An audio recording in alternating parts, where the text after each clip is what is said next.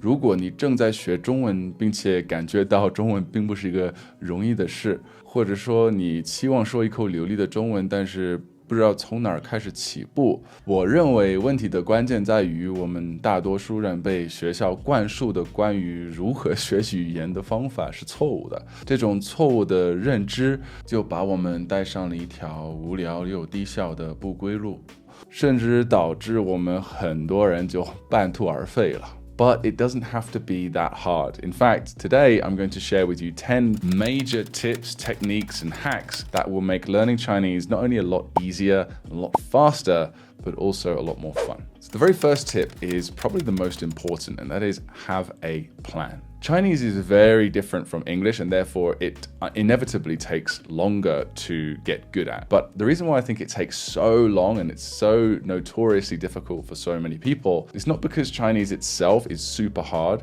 It's more because people just don't know how to acquire the language, and they specifically don't have a plan for Chinese, because Chinese is a whole different ballgame from, say, Spanish or Italian, right? It's got a whole different writing system to master. And while there is amazing information out there on how to learn Chinese really efficiently and effectively, I think most people give up before they figure it out, or they get too deep into traditional methods that aren't that effective, and then they don't want to switch to more effective methods. So here's the plan that I would suggest for anyone looking to learn Chinese to a high level. First, just realize that your core focus is input. Chinese that you understand into your eyes and your ears. That's the main thing you want to be focusing on, whether you're a beginner, intermediate, or advanced. That's where you spend most of your time. And the reason is that's how all languages are acquired, by listening and reading to stuff you understand. So really there's only 3 things you need to focus on.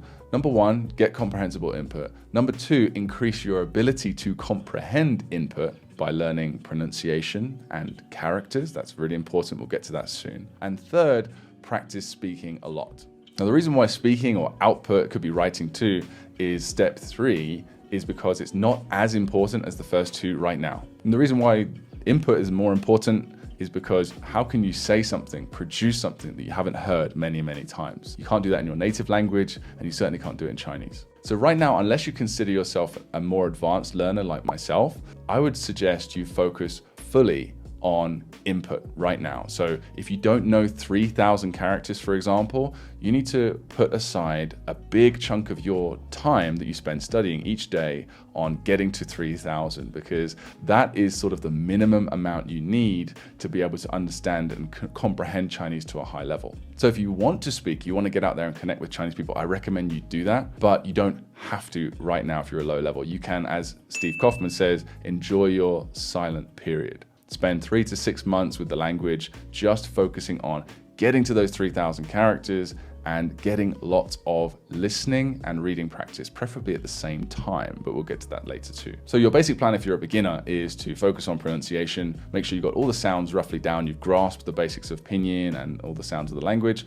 and then start learning characters and start building your vocabulary of your most common 1,000 to 1,500 words, and that will give you the ability to understand a lot of simple sentences in Chinese, and that's when your progress will really start to take off, because then you'll be able to start doing immersion. It will be very simple immersion. You'll start with graded readers, you'll start with graded podcasts, and just focusing on individual sentences. So once you've already got that 1,000, 1,500 words, and you've already got a few characters under your belt, you have the ability to understand simple sentences. You're at about 80% of the language by frequency. You're now ready to start really hitting immersion hard. Now, once you're at that 3,000 character point, things really start to get interesting, because you can start accessing all sorts of advanced native TV shows and movies in Chinese with subtitles and making flashcards out of them and things like that. I'll tell you more about how to do all that later on in the video. Now, once you're at the level where you can understand, say, a Chinese TV show, you can just turn it on, you can understand it quite well with subtitles, you'll be able to focus a lot more on speaking. You'll be able to start honing that part of your skill set. So I'm personally at this stage right now where I can pretty much turn on a TV show or a movie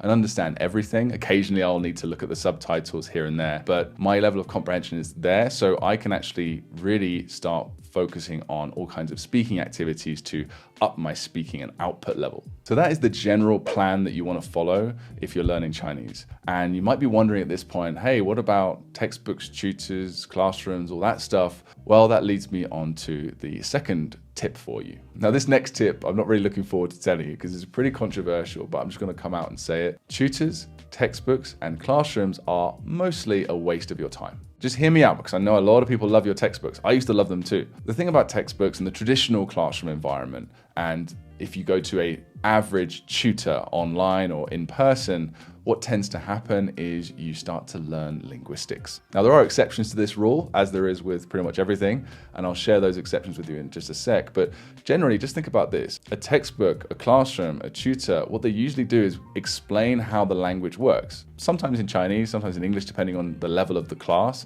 but still, you're just having stuff explained to you. But that's not how you learn your native language, and that's not how you learn any other language. You learn a language by comprehensible input, and especially input that you find engaging and compelling. Now, when you're a lower level, you don't have much choice because you have such a small vocabulary and a number of characters that you have under your belt to work with that you can't really access super entertaining stuff. But still, doing exercises like fill in the blanks or drilling after the teacher, you're just repeating monotonously after what the teacher says. Don't even get me started on sitting exams. This is not how language is acquired. So if you want to be able to describe perfectly how a grammar structure works, then fine. Go ahead and go to a traditional classroom environment, but it's not going to mean that you will be able to produce that fluently when you need to. Now for the exceptions, right? So textbooks, there are some great textbooks out there, but the reason why they're great is because they have nice articles for you to consume, or they come with audio that you can also listen to at the same time. But why is that great? Well, it's because it's giving you comprehensible input. All the other stuff can be pretty much thrown away, in my opinion. Now, there are times as well where grammar being explained to you is a good thing. It helps you click with your input that you are trying to comprehend faster, so you can actually comprehend it faster, which therefore speeds up your acquisition. Now, as for tutors, well, the reason why I'm kind of saying they're mostly a waste of time is because when they're doing the classroom thing, when they're going through a textbook with you, or they're in a class with you and they're explaining something to you, that sort of situation is not necessarily going to make you better at Chinese with any efficiency.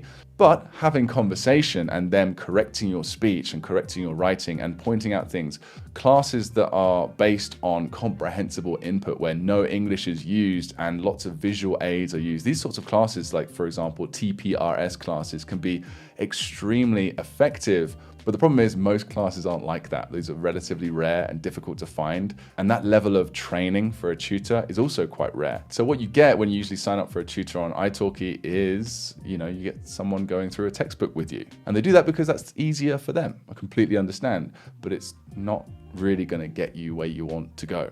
Tutors and language exchange partners are absolutely vital. I just want to make that clear.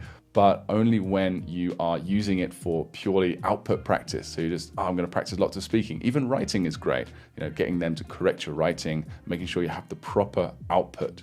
All great, as long as it's purely output or entertaining, comprehensible input. If they're just explaining grammar to you instead of actually facilitating an entertaining, meaningful connection and conversation, pretty much a waste of time. All right, so the next tip we've got is to start with pronunciation. Incredibly important. This was one of the very few things I actually did right on my journey with Chinese, and it was purely by luck, but I picked up a program called Pimsleur, and I listened to that program for around 100 hours. Just listen, repeat, listen, repeat. Now, while the content was pretty boring and some of the phrases were a little bit 别扭, as we say in Chinese, a little bit awkward, overly formal perhaps, I made great progress in those 100 hours, and simply because I mastered pinyin and I was able to pronounce any syllable and with the correct tone in Mandarin correctly, because I'd spent so much time just imitating the language from the very beginning of my journey. I then traveled in China for the first time for around 2 months, and it was amazing because I could always read anything accurately from a phrasebook. And because my pronunciation was so good, it helped me connect with the locals and just made an amazing impression on people. But one of the benefits that I didn't actually realize at the time was that great pronunciation also allows you to identify the sounds easier. And that's even more important, remember? Because it's all about comprehensible input. So having a solid grasp of pronunciation early on by getting a lot of listening practice and repeating a lot as well, it gives you the ability to comprehend way easier. It gives you a huge boost. And that small boost at the beginning, if you extrapolate that over your entire journey with Chinese, it's a huge difference. So if you can get comprehensible input earlier because of great pronunciation, you're going to be way ahead of everyone else because you can get to a high level of native Chinese input much sooner. So yes, if you're a beginner, start with pronunciation, but also remember that if you're a higher level, you may have some room for improvement as well, even some bad habits that you've solidified over the years. I highly recommend that you do some sort of pronunciation refresher course as well. Check out the link in the description below to get access to our short course, Pronunciation Mastery, which will teach you everything you need to know about Mandarin pronunciation, how to read it, how to identify the sounds, how to produce the sounds like a native speaker in just 6 to 8 hours. My next big tip for you is to learn to read as soon as possible. Now, I've already mentioned this, of course, in tip 1, but I just want to really reiterate it here because it's so important. Reading is the most comprehensible form of input. If you try and listen from day one, even really simple stuff based on words that you've already learned. So if you listen to a sentence in Chinese and you've learned all these words and you're familiar with the characters and the words individually, even how they sound, your brain most likely still won't be able to comprehend fully at native speed. And that's just because our brain needs time to get used to all the sounds. And this can take hundreds of hours if you want to get to a high level. But reading is a different story. As long as you are familiar with the words and characters involved in a sentence, it might take you a while. In fact, it will take you a while at first when you're first starting to read entire sentences, but you can decipher the meaning of a sentence. Every now and then the grammar will be a little bit off, and that's where, like I said earlier, grammar explanations do come in handy here and there. But generally, if you get those characters down, you can read. When members of our course, the Mandarin Blueprint method, get to level 13, which is just 104 characters, they can actually understand a ton of different sentences already because we feed them sentences we know they can understand based on the words and characters they've already unlocked. It's really cool to see their reactions on this. And you get to experience that too if you start reading. It's hugely motivating and it's also incredibly effective for building vocabulary quickly.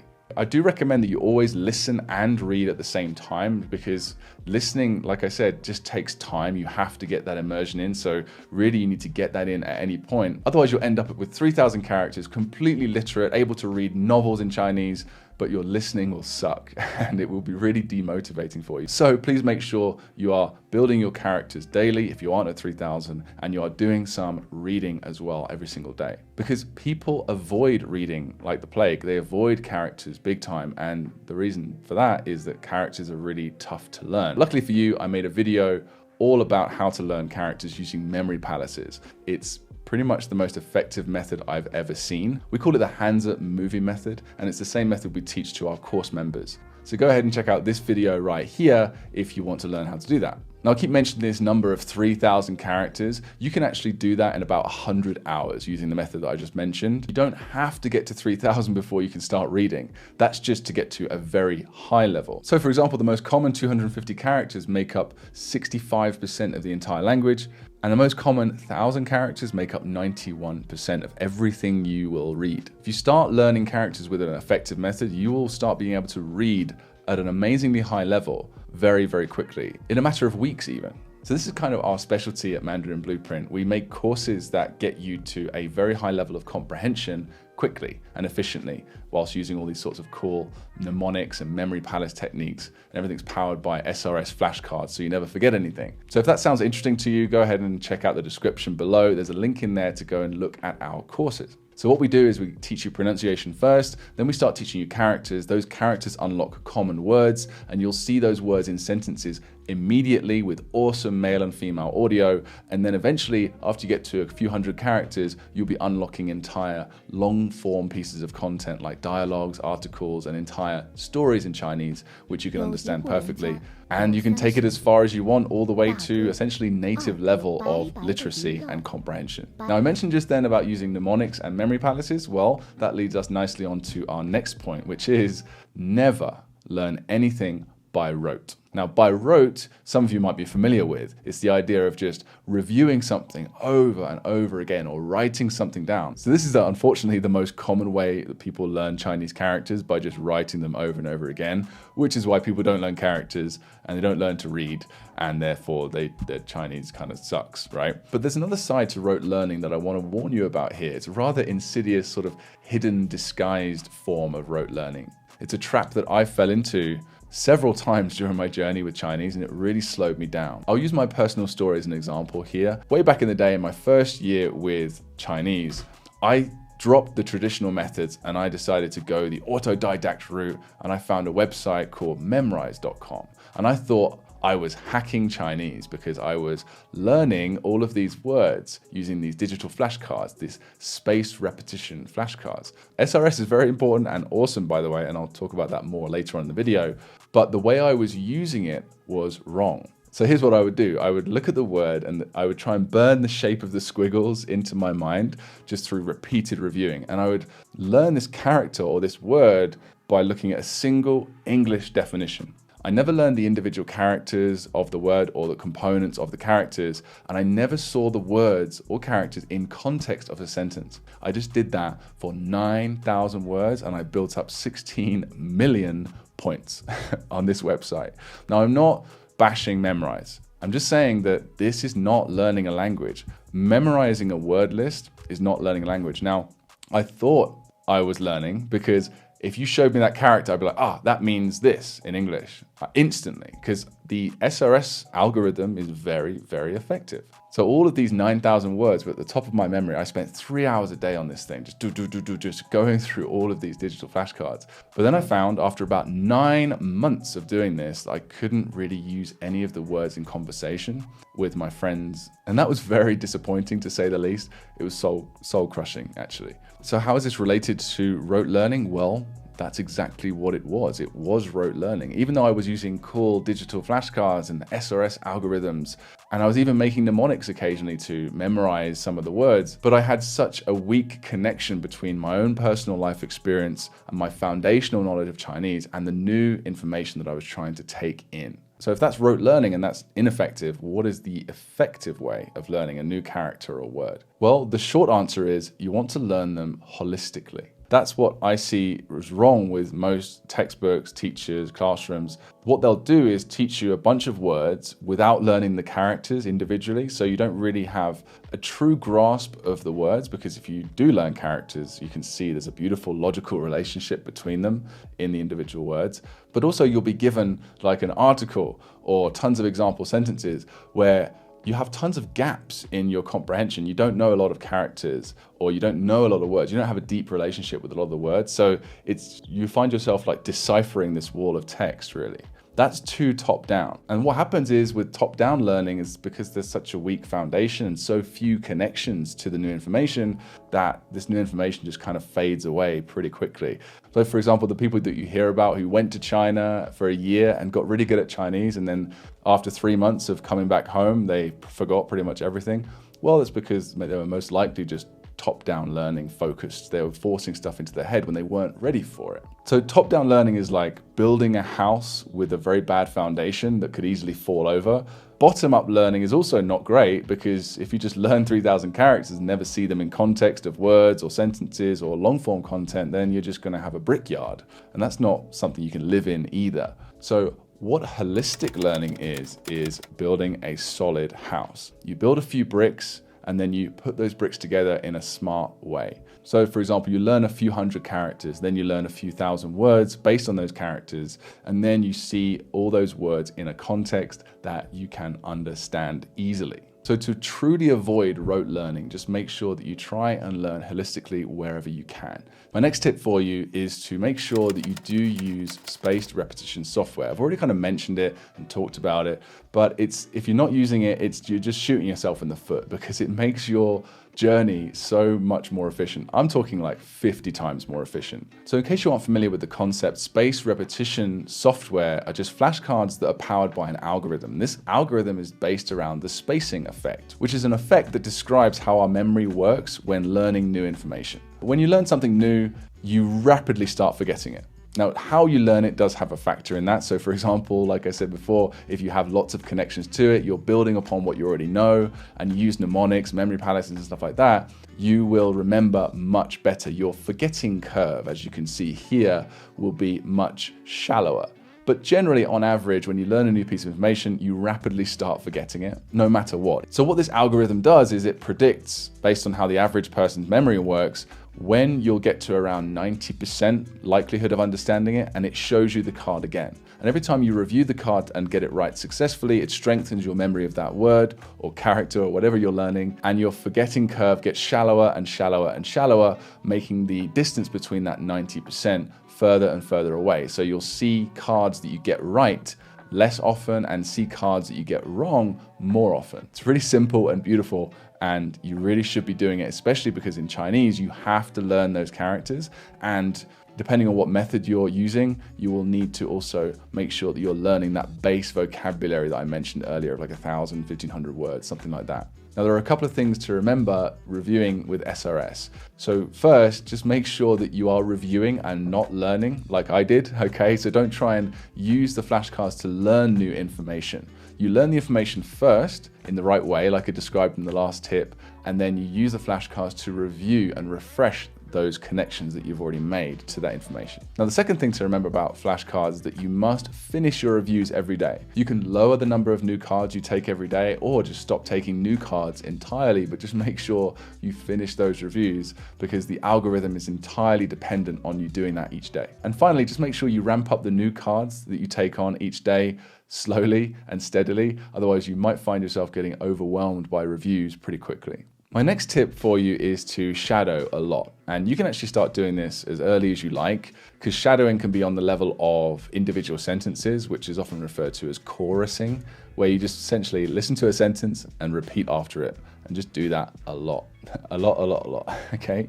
And as you get to a higher level, your tolerance for the amount you can shadow will increase gradually. So you can take on whole paragraphs, or even little mini podcast episodes, or entire articles or stories. You can just shadow the whole thing. So what you want to try and do is familiarize yourself with the content. Remember, we're learning holistically still, so you want to make sure that you understand what you're reading and look up any missing words before you really start diving into shadowing. So get this piece of content, and preferably find a piece of content that you actually enjoy, that it's about something useful or something interesting to you personally.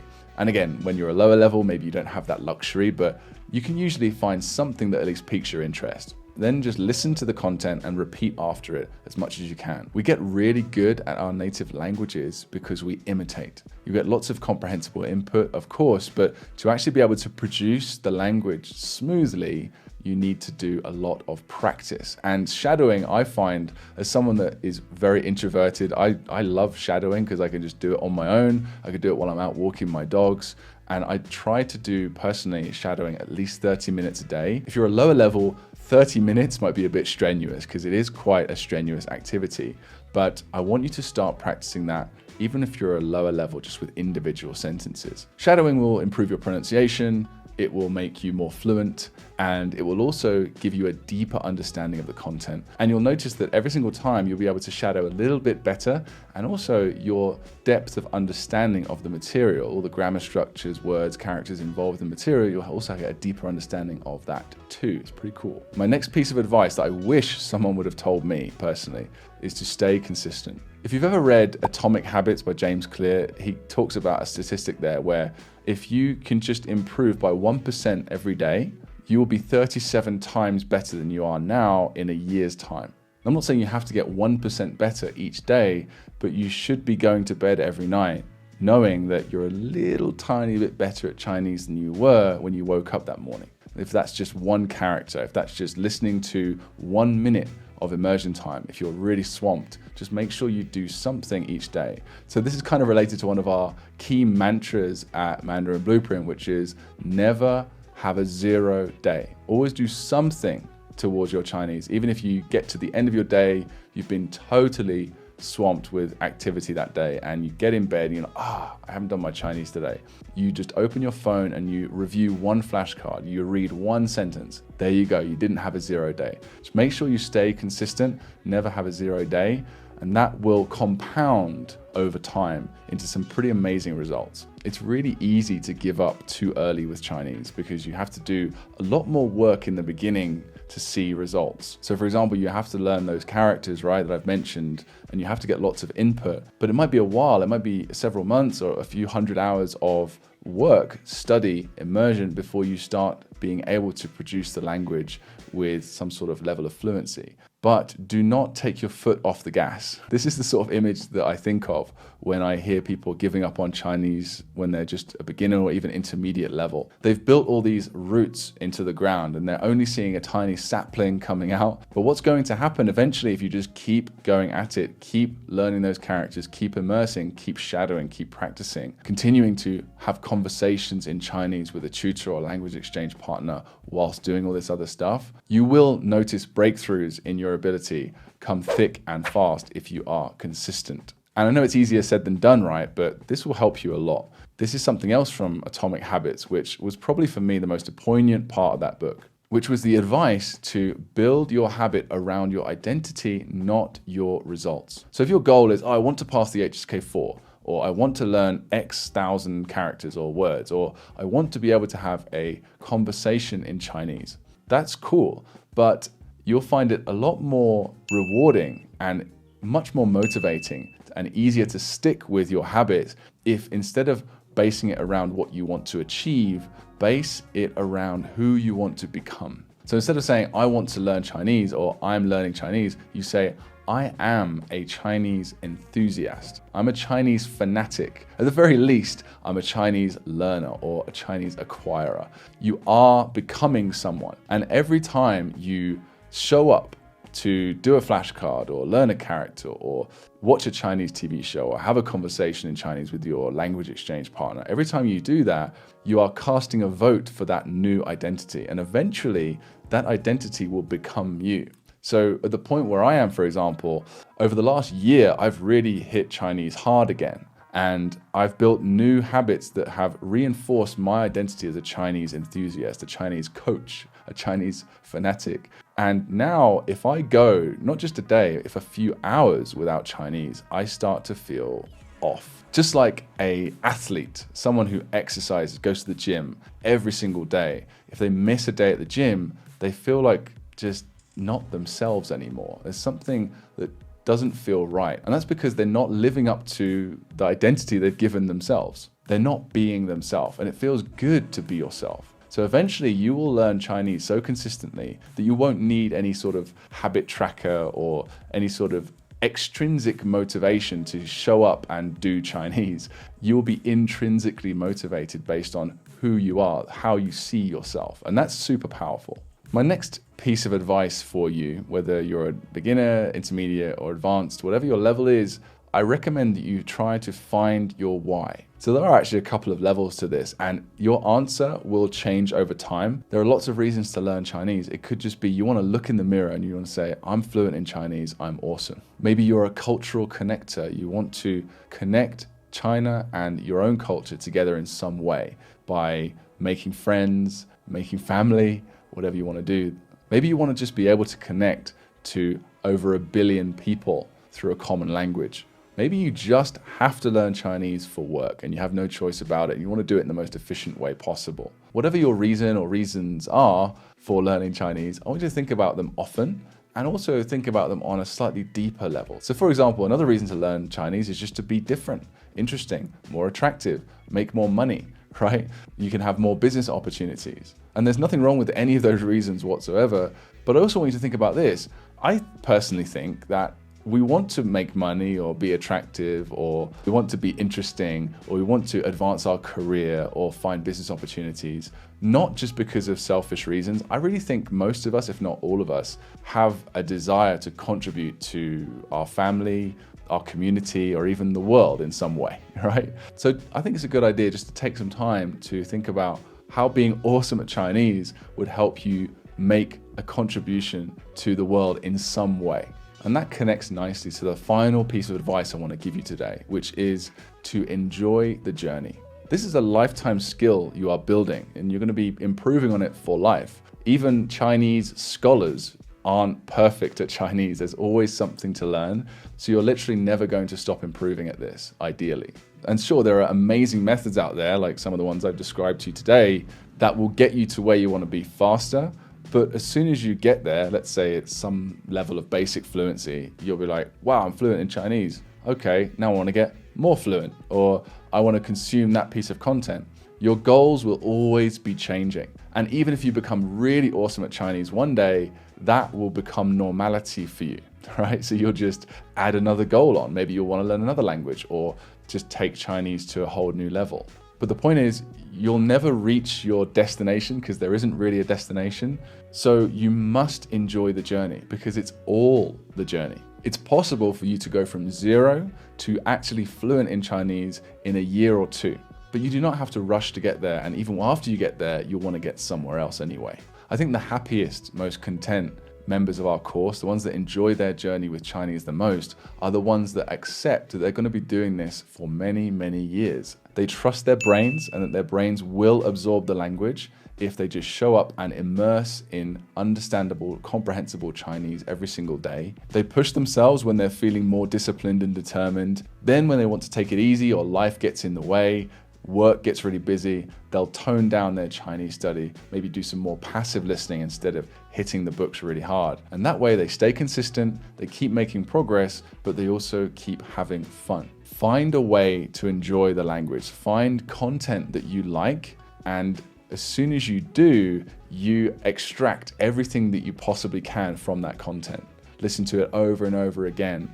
Absorb every grammar structure, every character, every word from that content. Join a community, find a study buddy, find meetup groups, have chats with native speakers wherever you can. Even if you're not in China, there are Chinese communities everywhere. Find and connect with Chinese people, make friends if that's what you enjoy doing. Support other learners, share this video and other things that you've learned about Chinese with them. Gamify Chinese whenever you can. Imagine that you have a little point system. Every time you listen to a sentence and you understand what they're saying, you get 1 point. Every time you watch an entire TV show and understand it and make flashcards, you get 50 points. Sometimes being a little bit bored or stressed out is unavoidable, and maybe you do need to just take a break from everything for a little while. But if you follow the advice in today's video, I am pretty sure you won't get to that point very often, if ever at all. I really hope you found this advice useful. Please leave us a comment below and tell me what you think. If you have any other advice for learners, or if you have any questions for me about learning Chinese, I'd be more than happy to get back to you.